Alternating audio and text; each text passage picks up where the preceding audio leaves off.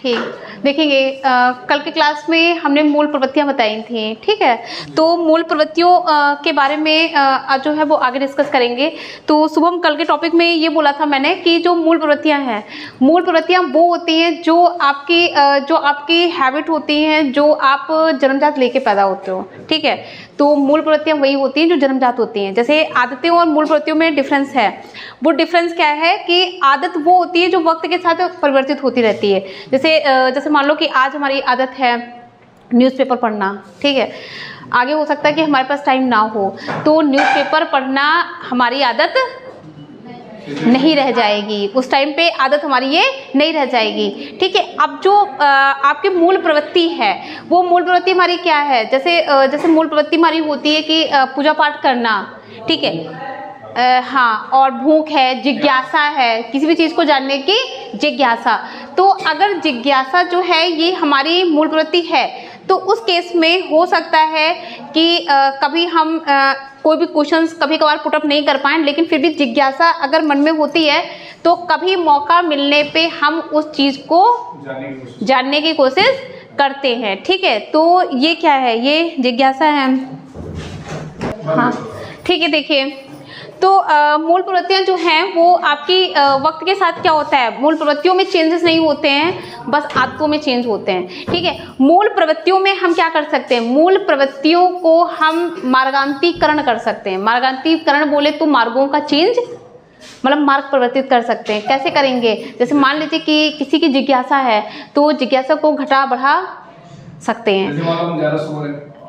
हाँ, ठीक है। जैसे गुस्सा है, जैसे अभी अगर हम छोटे होते हैं तो हम लोग क्या है, अगर कोई चीज़ भूख लगी है तो तुरंत खाना चाहिए ही चाहिए, लेकिन अब धीरे धीरे क्या होता है कि हम लोग कंट्रोल कर लेते हैं, ठीक है। अगर नहीं भी मिल रहा है तो मैनेज कर लेते हैं और उस पर गुस्सा नहीं करते हैं। यही अगर हम बचपन में होते तो क्या करते, तो हमें गुस्सा आ जाती, ठीक है, और उसको हम अपना डिप्रेशन जो होता है वो थर्ड पर्सन पे दिखाते। आज क्या है, आज हमने अपनी गुस्सा का मार्गांतीकरण कर दिया। अगर हमें गुस्सा आती भी है तो उस केस में हम अपना दिमाग जो होता है वो कहीं और लगा के उसको हम क्या करते हैं, कम कर देते हैं, ठीक है। तो इस तरह से आप क्या करते हो, अपने आप में चेंजेस लाते हो। शिक्षा के क्षेत्र में आपके मूल प्रवृत्तियों का यूज कहाँ पे है? तो बहुत सारा यूज है। जैसे यहाँ पे अलग अलग टाइप्स के यहाँ पे बच्चे बैठे हुए हैं और सबकी सोच समझ क्या है, सभी में डिफरेंस है, ठीक है। तो कोई गुस्सेबाज भी होगा, कोई बहुत नर्म स्वभाव का होगा, कोई बहुत ज़्यादा डिप्रेशन में आ जाता होगा। तो शिक्षा के क्षेत्र में अगर आपको मूल प्रवृत्तियों का ज्ञान है तो टीचर क्या करेगा, उसी के अकॉर्डिंग पढ़ाएगा, ठीक है। बच्चे के जो भय और जो क्रोध है उसको क्या करेगा, उसको हटाने की कोशिश करेगा। और कभी कभी जो ये सारी चीज़ें होती हैं, जो आपका वीक पॉइंट होता है, ये आपके शिक्षा में अच्छी भूमिका भी निभाता है कि टीचर इनका प्रयोग करते हुए आपको सिखा भी सकता है। जैसे हम लोग क्या करते हैं, बचपन से ही हम लोगों ने बच्चों को पढ़ाया है दंड और पुरस्कार का नियम, ठीक है। तो ये क्या है, आपके जो मूल प्रवृत्ति हैं उनका मार्गांतीकरण करना। जैसे बोल देते हैं ना कि अगर आपने आज लेसन पढ़ा तो हम तुमको चॉकलेट देंगे। बच्चा क्या करता है, बच्चा उस टॉपिक को अच्छे से पढ़ता है क्योंकि उसको पता है कि उसको चॉकलेट मिलनी है। तो तुमने यहाँ पे उसका जो लालच वाला गुण है, जो उसको मिलने वाला जिज्ञासा वाली चीज़ें होती हैं, वो आपने क्या की, आपने उसको बढ़ाने की कोशिश की।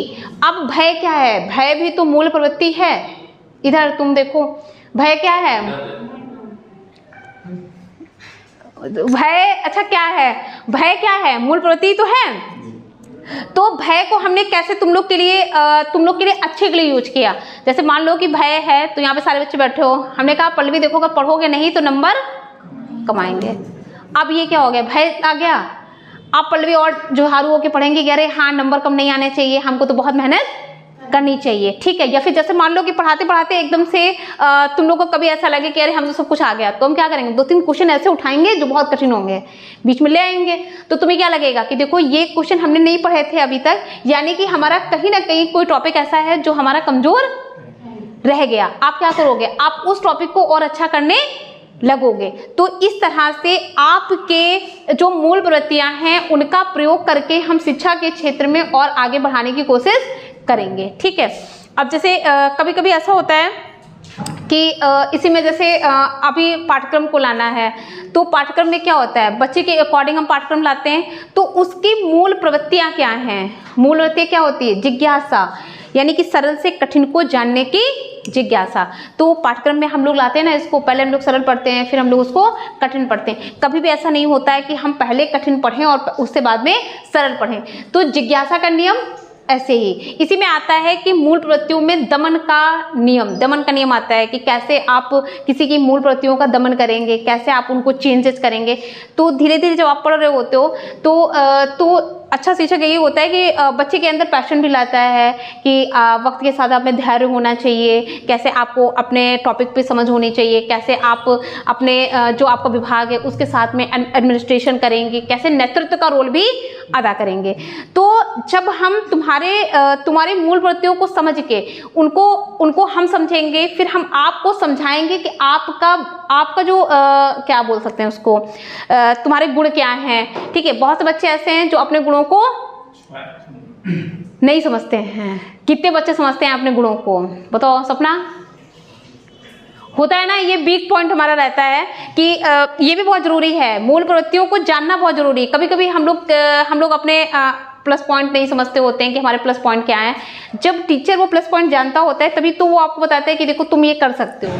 बच्चा नहीं जान रहा होता है कि वो क्या कर सकता है, लेकिन बच्चे को टीचर बताता है कि देखो ये अचीवमेंट्स आपसे हो पाएगी क्योंकि आप इसको कर सकते हो, क्योंकि उसने समझा कि तुम्हारे गुण क्या हैं, तुमने वहां पे नहीं समझ पाया कि तुम्हारे गुण क्या हैं। ठीक है, तो मूल प्रवृत्तियां लिखेंगे। पहले लिखिए मूल प्रवृत्तियों में, कल हेडिंग पढ़ी थी मूल प्रवृत्तियों का वर्गीकरण। ठीक है, तो आपकी मूल प्रवृत्ति जो है वो 14 है। 14 मूल प्रवृत्तियों के 1 बाय 1 नाम लिखेंगे कौन कौन सी हैं। ठीक है, हम लिखे दे रहे हैं।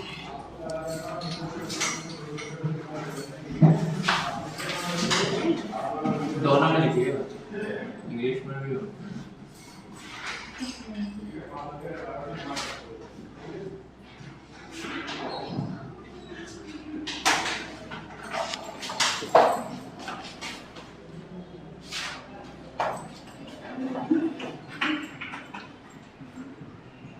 ठीक है, मूल प्रवृत्ति और एक तरफ संवेग। तो पहला है पलायन।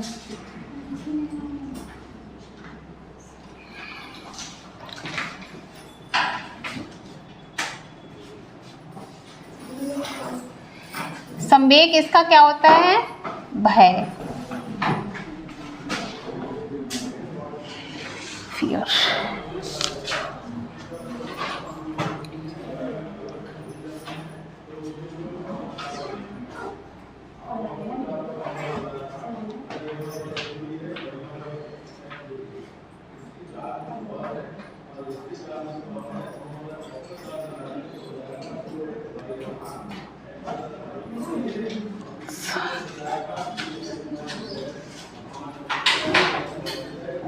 What?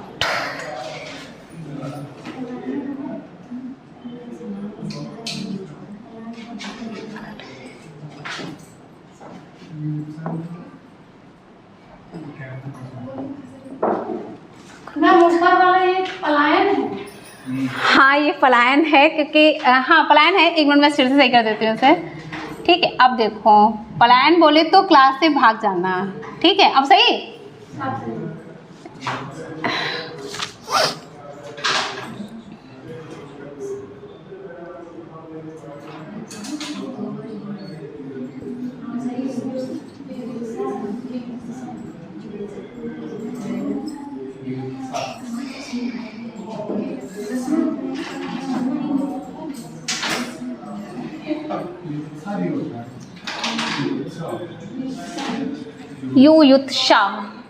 युत्सा, युद्ध लड़ने की जो चेष्टा होती है उसको एक शब्द में युत्सा बोलते हैं। उस व्यक्ति को युत्स बोलते हैं। ठीक है, ये वही युत्सा है।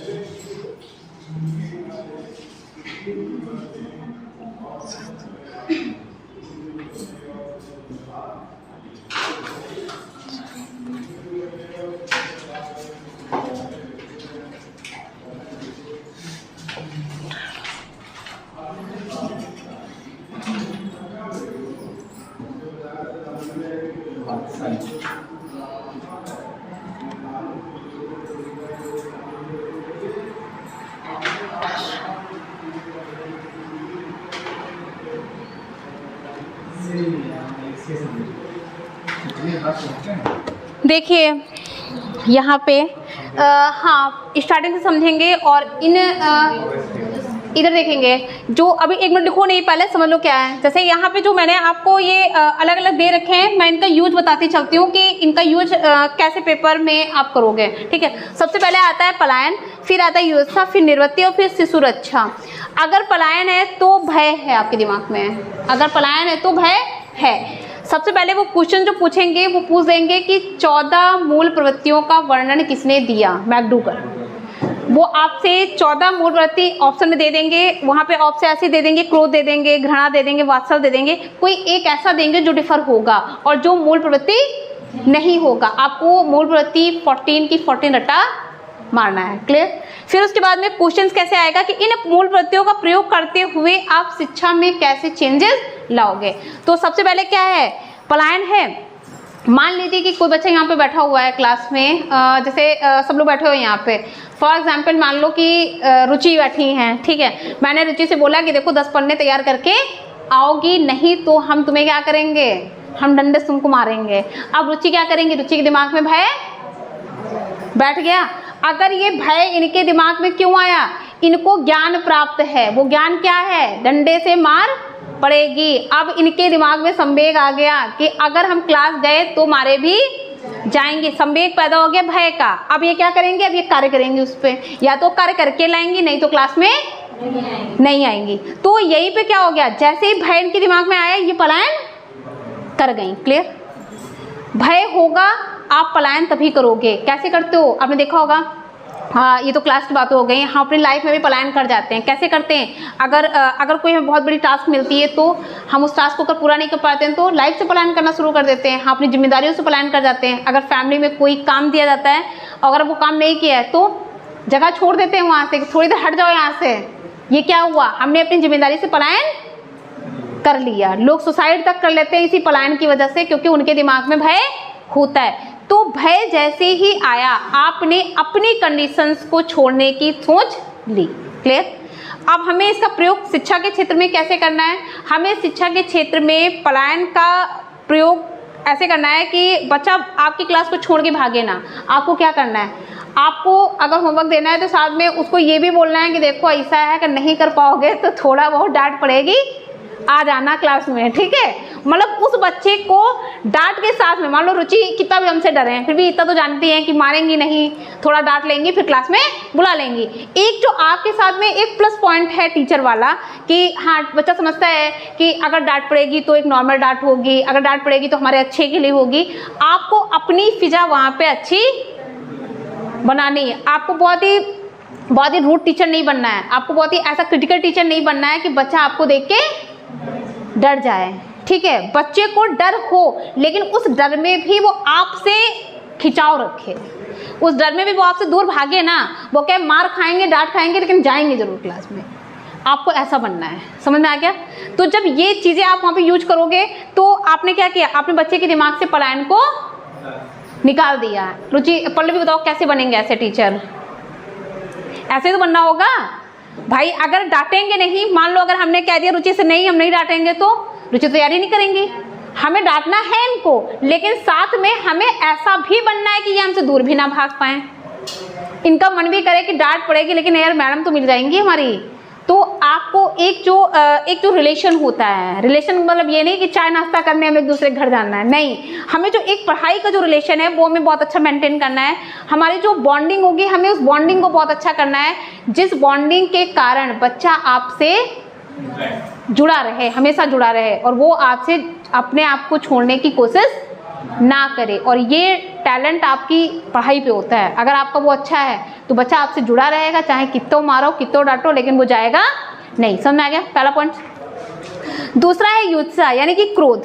तो क्रोध क्या है? जैसे प्रत्येक दिन देखा होगा आपने कि बहुत सारे टीचर्स भी ऐसे होते हैं जो क्रोध करते हैं, बहुत सारे बच्चे भी ऐसे होते हैं जो क्रोध करते हैं। हमें क्या करना है? अगर कोई बच्चा किसी टॉपिक को पढ़ रहा है, और ये हम शिक्षा में इसका यूज बता रहे हैं कैसे करोगे, तो वो बच्चा जैसे शिक्षा में पढ़ रहा है और उसे क्रोध आ जाता है, तो क्रोध कब आता है बच्चे को? कब आएगा क्रोध? मान लो कोई टॉपिक पढ़ रहे हो बहुत अच्छे से, जैसे हिंदी पढ़ी, मैथ पढ़ी, जैसे मैथ का टॉपिक ऐसा होता है जब हम पढ़ते हैं तो क्रोध आता है। क्यों? समझ में नहीं आती मैथ। तो एक सवाल करने के बाद अगर सवाल में फंस गए तो क्या होता है? तो गुस्सा आती है।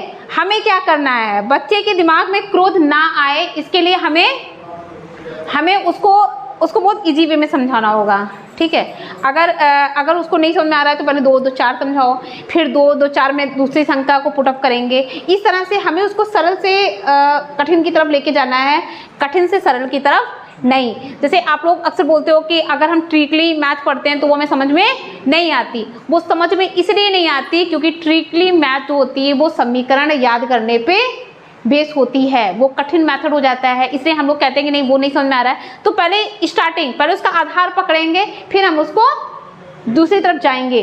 और क्रोध को कम करने का सबसे अच्छा तरीका होता है कि उसको चेंज करेंगे, उसके जो मार्ग हैं उसको परिवर्तित करेंगे, उसको दूसरा वे दिखाएंगे।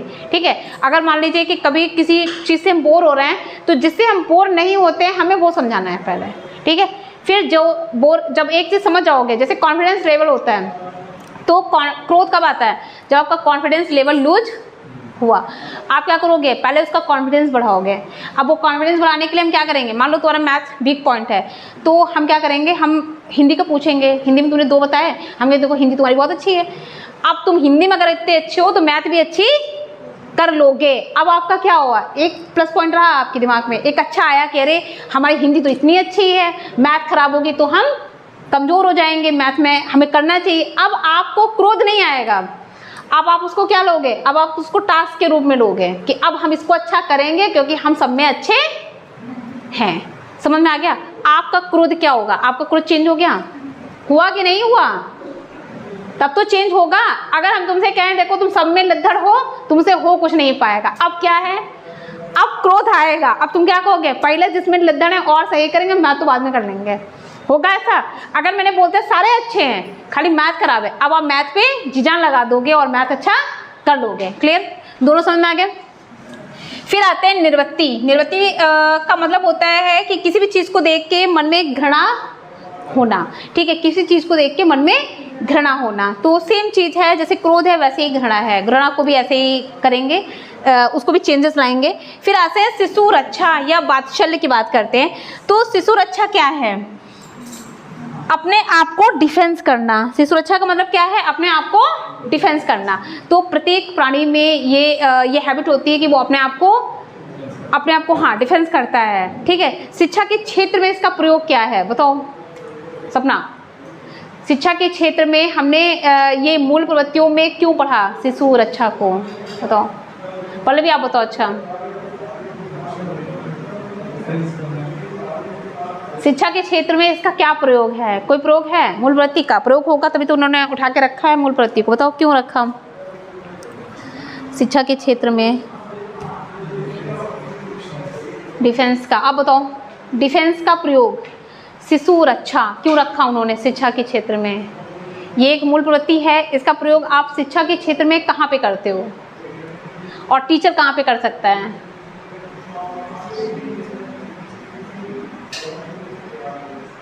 कहाँ पे करता है शिशु? बताओ रुचि, बताओ छोटे में कभी किया है इसका प्रयोग? दोनों को अलग अलग पढ़ेंगे। यहाँ पे वात्सल्य अलग चीज है, यहाँ पे शिशु रक्षा अलग चीज़ है, ठीक है। पेरेंटल केयर जिसको बोलते हो, शिशु रक्षा। देखिए अगर हम बच्चे के पॉइंट ऑफ व्यू से देखें तो सबसे पहले छोटे बच्चे को वात्सल्य में देख लीजिए। तो छोटे बच्चे को जब क्लास में आप पढ़ाना शुरू करते हो, AG-KG का बच्चा हो, तो बहुत सारे बच्चे ऐसे होते हैं बहुत ही सुंदर लगते हैं देखने में। तो हम क्या करते हैं, अगर उन्हें थोड़ी भी गलती करते तो उन्हें मारते नहीं है, बड़ा प्यार से समझाते हैं कि हाँ देखो, गलती में भी उनको माफ़ कर देते। क्यों? क्योंकि हमारे मन में उनके लिए क्या फीलिंग आ रही है कि बच्चा बहुत सुंदर है और वो हमें अच्छा लग रहा है। आपको जो ये वात्सल्य है, इसमें आपको कुछ बच्चे ऐसे भी होते हैं जहाँ पे जो देखने में अच्छे नहीं लगते हैं, तो बच्चा उसको टीचर क्या करता है, टीचर उसको नेगलेक्ट करने की कोशिश में रहता है। आपको यहाँ पे वात्सल का मतलब ये है कि मन में आपकी फीलिंग जो बच्चे के लिए होती है, जो जेन्युइन फीलिंग होती है आपकी सॉफ्टनेस वाली, वो आपको प्रत्येक बच्चे के साथ रखना है विदाउट किसी भी भेदभाव के, ठीक है, पहली बात। फिर दूसरा ये कि बच्चे चाहे छोटे हों चाहे बड़े हों। अभी छोटे बच्चे थे, बड़े बच्चे होते हैं, छोटे बच्चे क्या करते हैं, आए दिन झूठ बोलते हैं। अगर उनकी टीचर पढ़ा रही है तो पहले क्या बोलेंगे, टीचर ने मार दिया तो बोलते हैं देखो बहुत गंदी टीचर है, ये हम इनसे नहीं पढ़ेंगे। जैसे ही वो टीचर सामने आती है, बोलती है तुमने बोला था गंदे हैं हम, बच्चा क्या बोलता है, आपके लिए नहीं बोला था, मैंने दूसरे के लिए बोला था। क्यों ऐसा बोला उसने, अपने आप को उसने रक्षा की। उसको लगा कि अगर हमने ऐसा बोला तो टीचर हमको मारेगी। उसको तो यही लगा ना कि अगर हमने सच बोल दिया कि हमने तुम्हारे लिए बोला था गंदा, तो टीचर अभी हमको मारेगी, क्योंकि उसके मन में तो डर बैठा है ना कि अभी देखो टीचर मारेंगे हमको। तो वो क्या करेगा, तुरंत कहेगा नहीं आप तो बहुत अच्छी हो, आपके लिए थोड़ा ना बोला था, इनके लिए बोला था, ऐसे बोलते हैं वो, ठीक है। तो यहाँ पे उसने क्या किया, अपने आप को बचाया। आप उस चीज़ को समझते हो कि बच्चे ने ऐसा किया। अब ये आपको शिक्षा के क्षेत्र में, अब आपको उसको मारना नहीं है, आपको ये बात एक्सेप्ट कर लेनी है कि उसने तुम्हारे लिए ऐसा नहीं कहा। समझ रहे हो ना इस चीज को, तुम अच्छे जानते हो कि तुम्हारे लिए ही कहा है उसने, लेकिन तुम्हें उसको क्या करना है, इग्नोर मार देना है। आपको उसको हाँ ध्यान नहीं देना है कि नहीं तुमने कहा तो हमारे लिए ही था, ये लो 2-3 तमाचे ले लिए, ठीक है, नहीं करना है आपको। सेम ऐसे ही आपको अभी बड़े में क्या करना है, मान लो जैसे कि अब तुम लोग यहाँ बैठे हो, तो मेरे लिए तो बच्चे ही हो, ठीक है। अगर आप हमारी बुराई करो, हम आ जाए कि देखो बुराई की थी तुमको, नहीं हमने नहीं की, हमारा फर्ज क्या कहता है, हम इग्नोर मार दें कि आपने बुराई की। उसका फ़ायदा ये होगा कि जब मैं आपका इस चीज़ को इग्नोर मार दूंगी, आपके दिमाग में एक बात आएगी, नेक्स्ट डे आप बुराई नहीं करोगे। समझ रहे हो, आपकी जो ये गुण है बुराई करने वाला, ये आपका क्या होगा, मार्गांतरीकरण हो जाएगा, चेंजेस आएंगे आपके अंदर, ठीक है। आप उस दिन से रेस्पेक्ट करने वाली फीलिंग जो होगी वो ले आओगे, ठीक है। और दूसरा ये कि आपके दिमाग में ये भी आ जाएगा कि देखो मैंने इतना कुछ बोला लेकिन इन्होंने मुझे डांटा भी नहीं, ठीक है। तो यहीं पे क्या है, एक जो रेस्पेक्ट वाली फीलिंग होती है वो आपके दिमाग में आ जाएगी। बच्चे झूठ इसलिए बोलते हैं क्योंकि वो अपने आप को प्रोटेक्ट करते हैं, खुद को प्रोटेक्ट करते हैं, तो बच्चे झूठ बोलते हैं। भाई क्लास में देखिए, अगर बहुत से टीचर्स ऐसे होते हैं जो बच्चों को मारते हैं, तो बच्चे क्या बोलते हैं, कुछ ही बोल देते हैं, देखो हम 3-4 दिन स्कूल नहीं आए, मम्मी बीमार थी, 3-4 दिन स्कूल नहीं आए, साइकिल पंचर हो गई थी रास्ते में। कुछ ना कुछ वो झूठ बोलते हैं। क्यों बोलते हैं, सच क्यों नहीं बोलते हैं।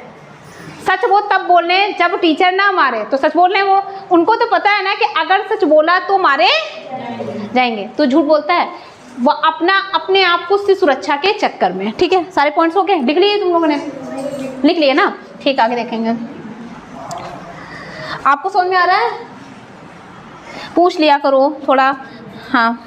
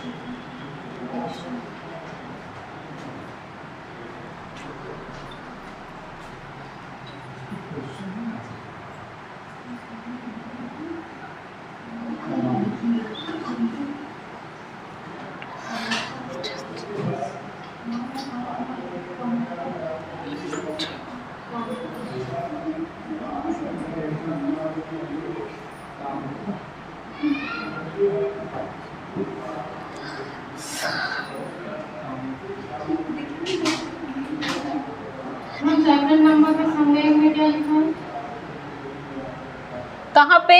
कामुकता, कामुकता। हाँ, कामुकता।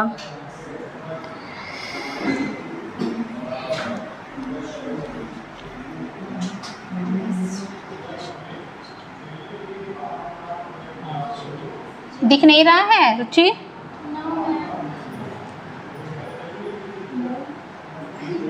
दिख रहा है, पहचान में नहीं आ रहा। अरे रुको, भी सही करेंगे। अच्छा,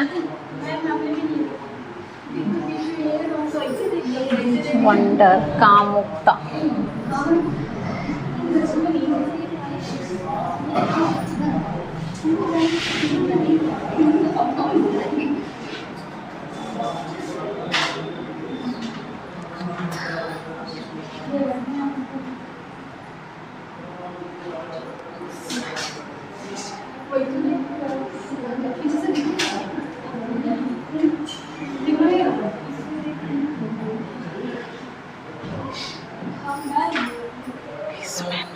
हाँ,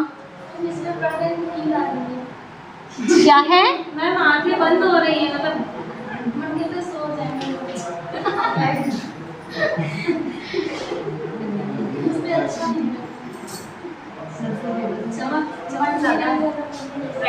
इसको लिख लेंगे ऐसे ही। अच्छा हाँ, देखेंगे अधीनता की भावना।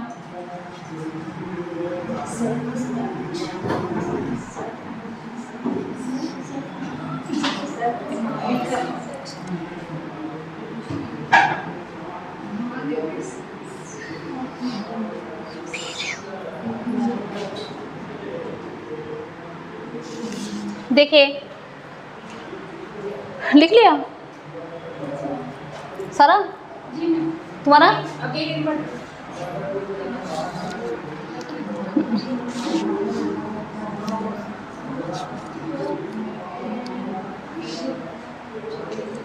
आपका इधर रुचि सबका ठीक। नेक्स्ट देखेंगे।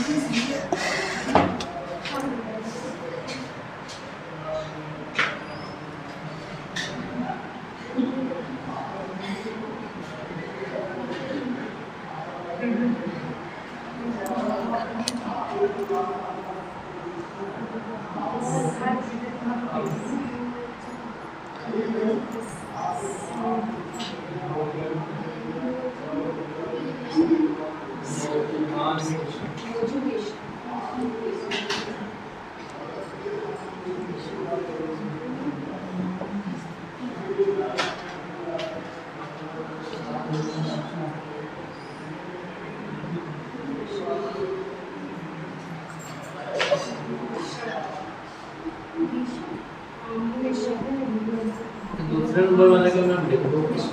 कहाँ पे?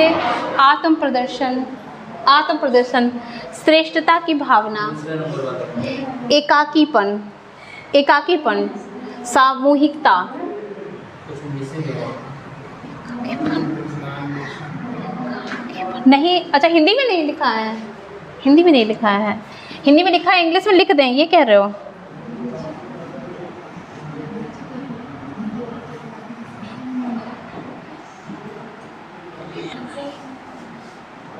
अब सही?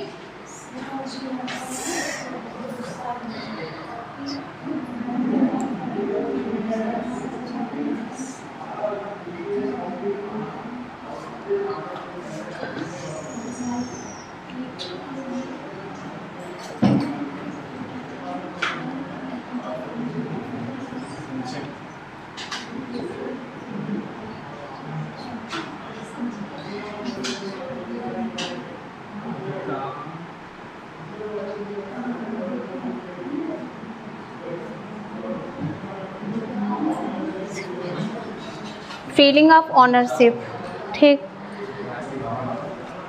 हो गया।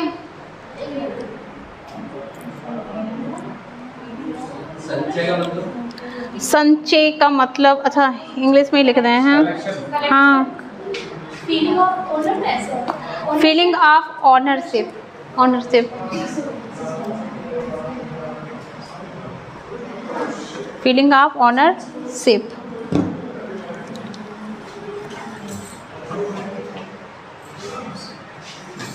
हो गया।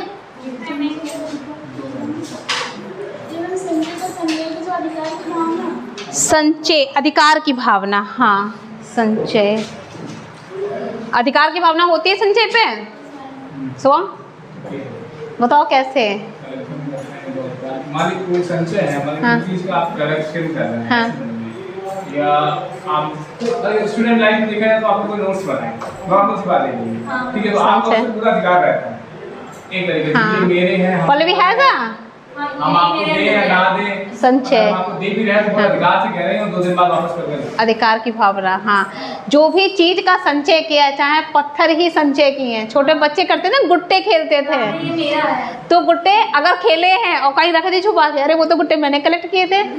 तो इस तरह से क्या है, कोई भी चीज़ अगर संचय करते हो तो उस पर अधिकार होता है, चाहे वो क्षेत्र में पढ़ाई हो, चाहे आपका सामान का हो, कोई भी चीज़ है तो उसमें आपकी अधिकारता होती है। ठीक है, नेक्स्ट देखेंगे इसके बाद में।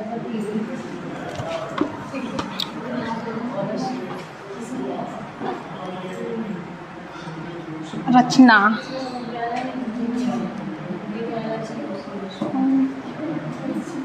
ट्रैक्शन,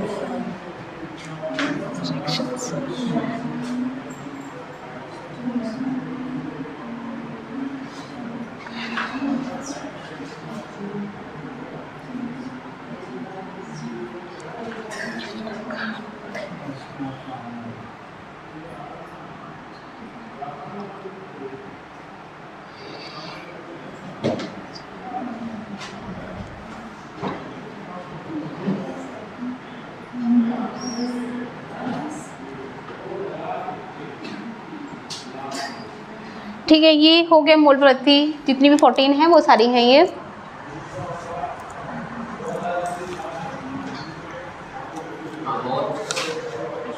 अम्यूजमेंट, अम्यूजमेंट लिख लो, अमोद।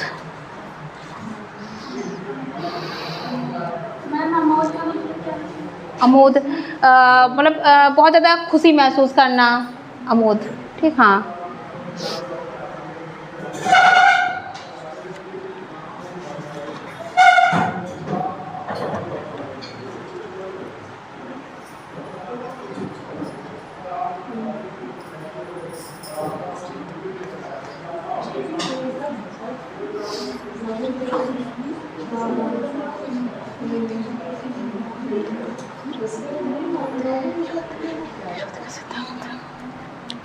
देखिए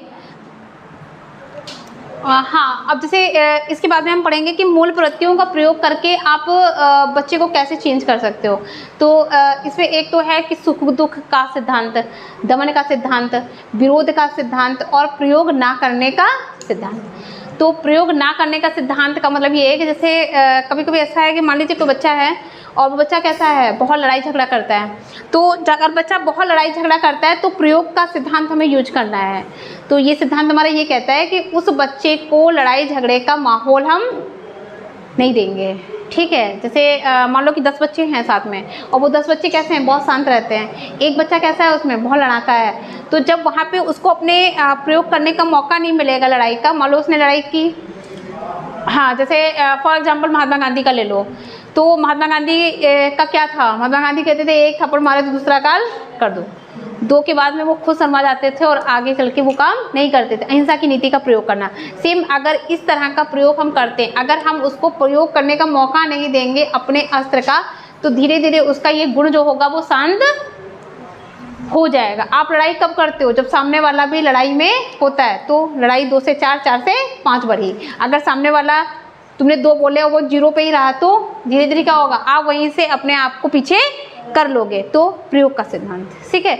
सुख दुख का सिद्धांत, यानी कि हमें ये समझना है कि अगर कोई इंसान सुखी है तो हमें उसकी सुखी की फीलिंग में हमें क्या करना है, उसके बढ़ाना है। अगर वो दुखी है तो उसके दुख को हमें थोड़ा भी अपने आप में कम करना है। तो जब ऐसा करते हैं तो हम क्या करते हैं, उसके साथ में एक रिलेशनशिप में आ जाते हैं। हमने देखा होगा कि जब भी कोई बर्थडे पार्टी होती है तो हम लोग 1 से 10 लोगों को बुलाना पसंद करते हैं। सेम ऐसे जब दुख में होते हैं तो हम अपने कष्ट को अगर किसी को बताते हैं तो वो इंसान आपके कष्ट को कम नहीं करता है, लेकिन जब आप उसको कुछ बता रहे होते हैं तो कहीं ना कहीं आपके मन में एक कंसर्न की फीलिंग आती है कि आपका जो दुख होता है आपको लगता है कि हाँ इसको बता दिया तो वो हमारा कम हो गया। ठीक है, सुख दुख का। दमन का सिद्धांत, जैसे दमन क्या है, दमन का मतलब ये नहीं कि आप किसी के विद्रोह को दमन कर रहे हो। दमन का मतलब होता है आपने उसकी जो फीलिंग थी या उसके जो खराब विचार थे आपने उसको कम कर दिया। दमन का मतलब एकदम से समाप्त नहीं करना है। दमन का मतलब है हमें उसके जो बैड हैबिट है उसको धीरे धीरे हमें कंट्रोल करनी है। जैसे मान लो कोई बच्चा क्लास में चोरी करता है तो हमें क्या करना है, हमें दमन का सिद्धांत प्रयोग करके उसकी चोरी करने की हैबिट को कम करना है। कैसे कम करेंगे तो हाँ, कैसे कम करोगे पल्लवी? कोई क्लास में चोरी है, आप टीचर बन के आते हो। अब आप जब वहाँ पे टीचर बन के गए हो, आपको पता है कि बच्चा चोरी कर रहा है, तो क्या करोगे? उसको समझाएंगे कि ये मतलब चोरी करना गंदी बात है। फिर भी चोरी ना छोड़े तो नेक्स्ट स्टेप ये रहता है कि दंड का पनिशमेंट तुरंत मारना शुरू है, एक दिन समझा। हाँ, डराना, लेकिन मतलब इतना भी मतलब नहीं कि डंडा लिया और जुट के। अच्छा, धीरे धीरे डंडा निकालेंगे, धीरे धीरे डंडा निकालेंगे। एक दिन डंडा दिखाएंगे, देखो डंडा इतना मोटा है, अगर पड़ेगा तो चोट लगेगी। है सुमन, तुम बताओ क्या करेंगे? उसको वो चीज दे दो जो चाहता है, मतलब चोरी कर रहा है, अगर वो डायमंड चाहता है, वो तुम्हारे लाला काशीनाथ के यहाँ का बहुत सोना चाहता है, बच्चा जो डायमंड चाहता हो, तो यहाँ पे बात यहाँ पे वही आ गई। आपने कहा कि जो चोरी अगर वो जो चाहता है वो उसको दे दोगे, तो पेंसिल चाहता है, तुम्हारा मोबाइल जो है वो मान लो कि पीछे शुभम तुम्हारा मोबाइल चाहता है तो दे दें? तो चलाने के लिए दे देंगे। नहीं, ये तो चाहता है, ये तो घर लेके जाएगा, वहां पे चलाएगा। मारने से क्या होता है? बच्चे को नहीं, यहाँ पे देखिए जो बात यहाँ पे कही है, तो यहाँ पे बच्चे का मतलब सिर्फ छोटा बच्चा नहीं है। आप चाइल्ड डेवलपमेंट पढ़ रहे हो, आप वहाँ पे हर फेज के लिए पढ़ रहे हो, आप पूर्णावस्था तक के लिए पढ़ रहे हो। यहाँ पे पूर्णावस्था तक के लिए पढ़ रहे हो। हमारे लिए तो बच्चा ही है, ठीक है, हमारे लिए तो बच्चा ही है। अगर ये मांग रहा है तो जैसे अगर हमने बात कही तो छोटा बच्चा, मन जो होता है वो बच्चे का ही होता है।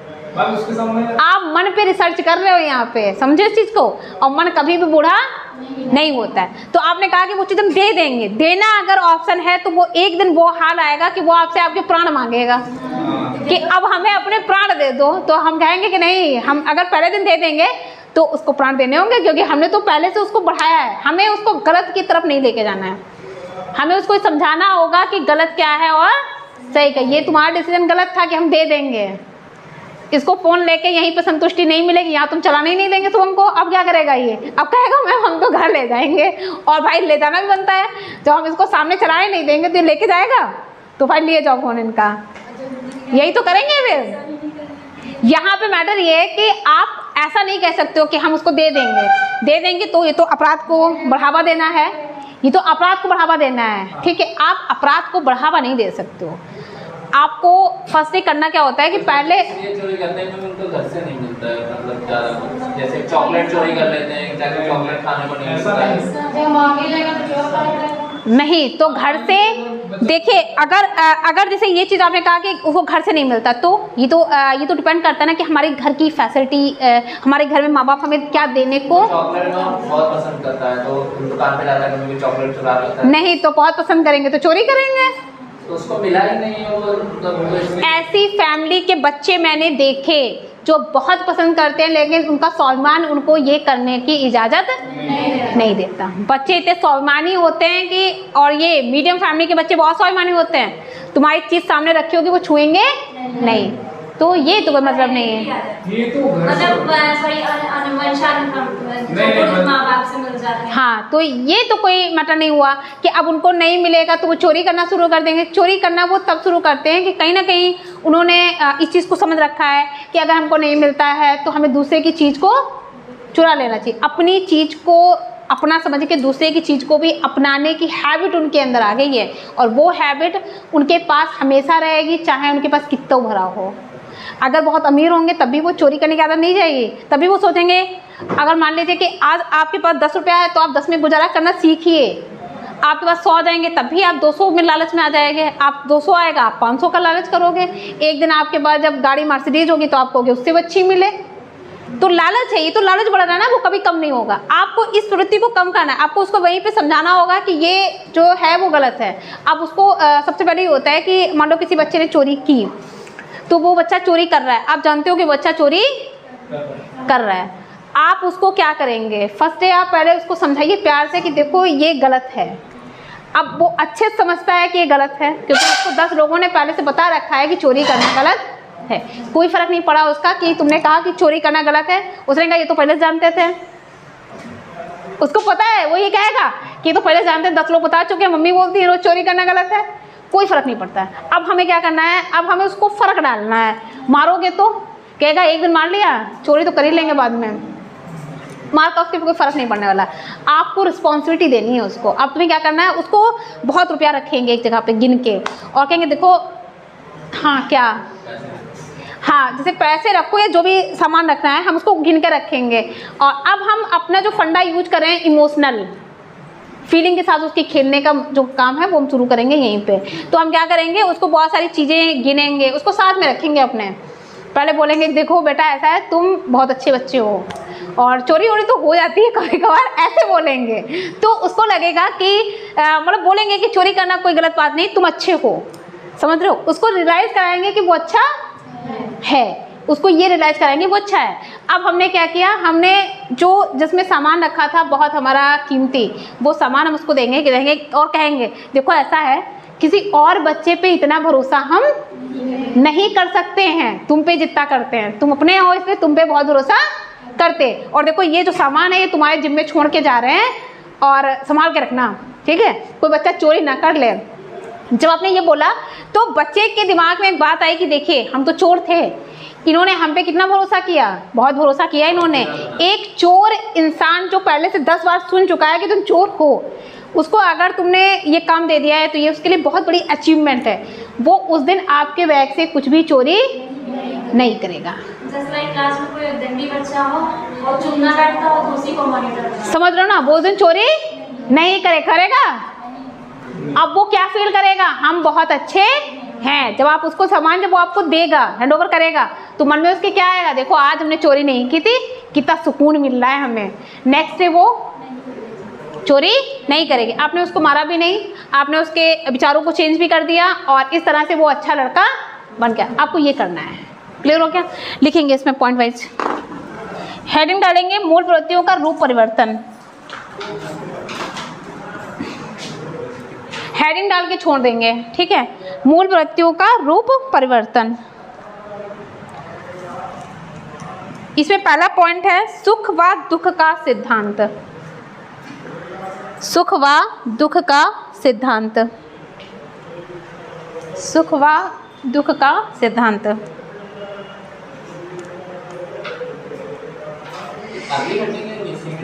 इसी के अंतर्गत है, हाँ। दूसरा है प्रयोग ना करने का सिद्धांत। प्रयोग ना करने का सिद्धांत। प्रयोग ना करने का सिद्धांत। नेक्स्ट है दमन का सिद्धांत। दमन का सिद्धांत। दमन का सिद्धांत।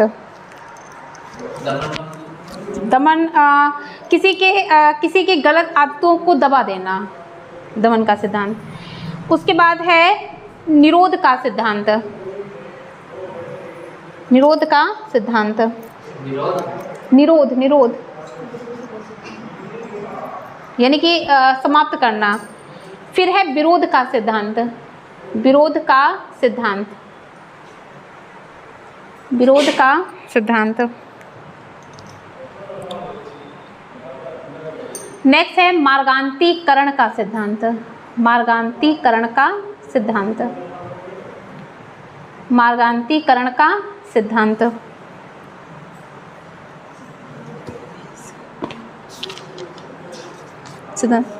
स्वतंत्रता का सिद्धांत। स्वतंत्रता का सिद्धांत।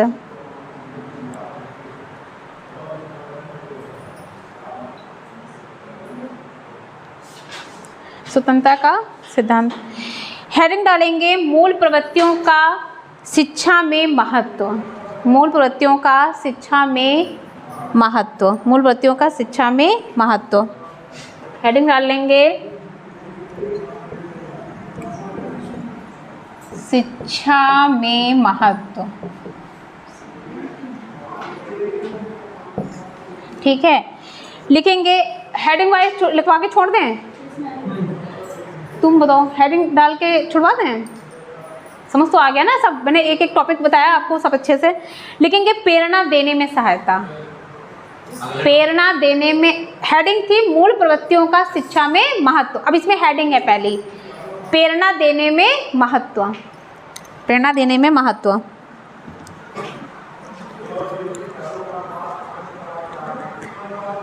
प्रेरणा देने में महत्व। दूसरा है चरित्र निर्माण में सहायता। चरित्र निर्माण में सहायता। चरित्र निर्माण में सहायता। नेक्स्ट है रुचि व रुझान जानने में सहायता। रुचि व रुझान। रुचि व रुझान जानने में सहायता। रुझान, किसी के प्रति आकर्षण। हाँ, जानने में सहायता। ज्ञान प्राप्ति में सहायता। ज्ञान प्राप्ति में सहायता। ज्ञान प्राप्ति में सहायता। रचनात्मक कार्यों। रचनात्मक कार्यों में सहायता। रचनात्मक कार्यों में सहायता। रचनात्मक कार्यों में सहायता। व्यवहार परिवर्तन में सहायता। व्यवहार परिवर्तन में सहायता। व्यवहार परिवर्तन में सहायता। चरित्र निर्माण में सहायता। चरित्र दिखा दिया। अनुशासन में सहायता। अनुशासन में सहायता। अनुशासन में सहायता।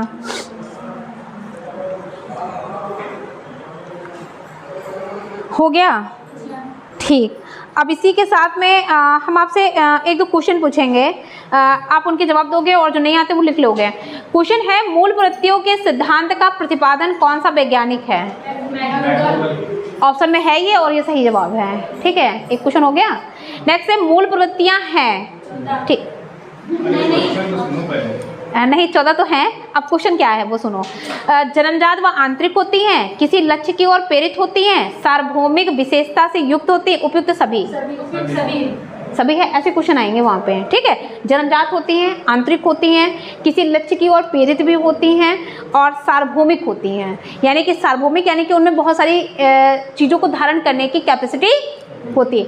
मूल प्रवृत्तियों का टॉपिक मैंने जैसे बताया है, कैसे भी क्वेश्चन आएगा आप आराम से कर लोगे। ठीक है, और उसके बाद में एक क्वेश्चन है कि सब मूल प्रवृत्ति सब व्यक्तियों में समान मात्रा में नहीं मिलती। शिशु रक्षा संबंधी मूल प्रवृत्ति पुरुष के बजाय स्त्री में अधिक होती है। किसने कहा?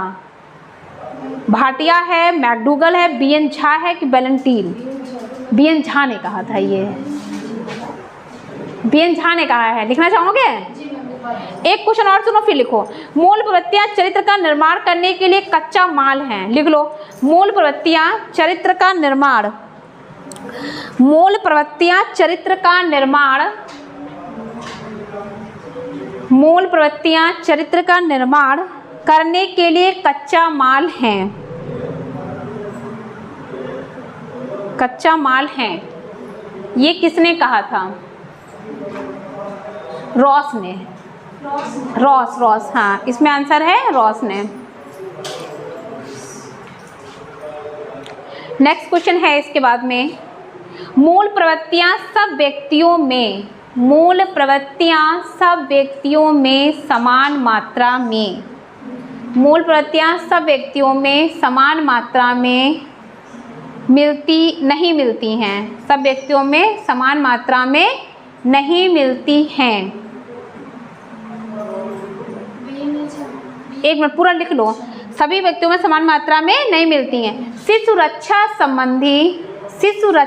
संबंधी मूल प्रवृत्ति, शिशु रक्षा संबंधी मूल प्रवृत्ति, शिशु रक्षा संबंधी मूल प्रवृत्ति पुरुषों के बजाय स्त्रियों में, पुरुषों के बजाय स्त्रियों में अधिक होती है, पुरुषों के बजाय स्त्रियों में अधिक होती है, पुरुषों के बजाय स्त्रियों में अधिक होती है। किसने कहा? B.N. झा। किसने कहा? B.N. झा। ठीक है, किसने कहा? B.N. झा। अब कल जो टॉपिक कराएंगे वो संवेग और स्थायी भाव, और मूल प्रवृत्ति जो है वो टॉपिक आपका फिनिश हो गया है। ठीक है, B.N. हाँ, B.N.